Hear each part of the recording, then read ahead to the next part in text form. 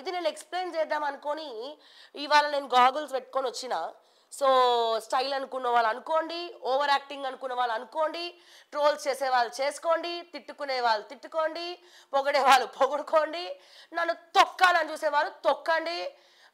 నన్ను అరెస్ట్ చేయాలని చూసేవాళ్ళు అరెస్ట్ చేసుకోండి.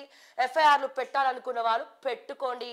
మొత్తానికి ఏం పీక్కుంటారో పీక్కోండి. ఓకే. సో ఎనీవేస్ సో ఇన్ని విషయాలు మనము అన్ని మాట్లాడేసినాక ఇవన్నీ కూడా పేపర్లలో ఉంటాయా? ఓకే, పేపర్లలో ఉంటాయా?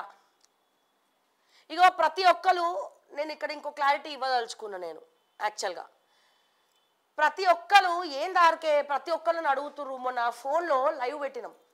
లైవ్ పెడితే ప్రతి ఒక్కరు అడుగుతురు, మేడం మీరు ఏమో లైవ్లో మంచిగా కనబడుతురు, బయట మంచిగా కనబడుతురు, స్క్రీన్లోనే ఏంది టుమ్ముకు టుమ్ము కనబడుతురు అని. ఏం చేస్తాం, మా కెమెరా ఎఫెక్ట్ అది. ఇంకా పెట్టేవాళ్ళు కూడా పెట్టుకోండి, కమెంట్లు ఇంకా పెట్టాలనుకుంటే కూడా పెట్టుకోండి. చెప్పినా కదా, శ్రావ్య స్టైల్ మార్చింది. 8.0 వర్షన్ మా రేవంత్ అన్నేనా? రేవంత్ అన్నకి ప్రియాది ప్రియమైనటువంటి చెల్లెమ్మగా, తెలంగాణ బిడ్డగా, మా కేటీఆర్ గురించి, మా బీజేపీ గురించి ప్రశ్నించే గొంతుకగా, మా రేవంత్ అన్న గురించి ప్రశ్నించే గొంతుకగా నేను స్టైల్ మార్చద్దా? గవర్నమెంట్లు మారుతాయి కానీ శ్రావ్య స్టైల్ మార్చద్దా? అందుకేరా భయ్ మార్చిన స్టైలు. ఇక ఎవ్వరు అడ్డుకోలేరు నన్ను.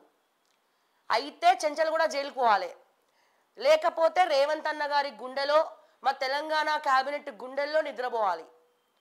ఓకే, మళ్ళా చెప్తున్నారు, ఎవడన్నా అమ్ముడు పోయినవు, వాళ్ళకి అమ్ముడు పోయినవు, వీళ్ళకి అమ్ముడు పోయినవు అంటే ఎస్, శ్రావ్య ప్రజలకు అమ్ముడు పోయింది.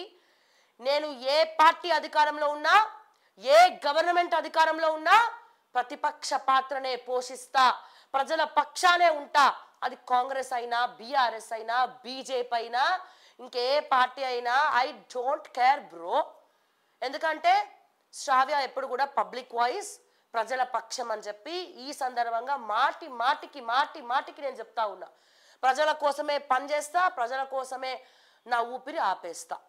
ఏదైతే అది అయిందబ్బా, నేను కూడా తగ్గేదలే. Okay, so